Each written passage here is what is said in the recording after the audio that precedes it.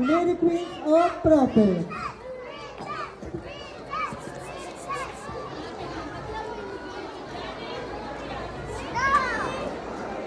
Wikang pambansa, wikang pamlahat ni Jerry and Carmen.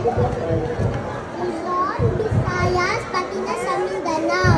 Tuwing Agosto ay sabay-sabay kumikilaw.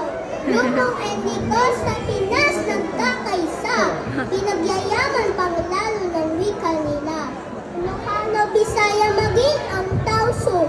Sa wikang ginto, Pilipinas ay busog. Sa Bacano, Cebuano, Ilonggot at marami pa. Pagsalot, mahalin, bigay ng dakilang lumikha.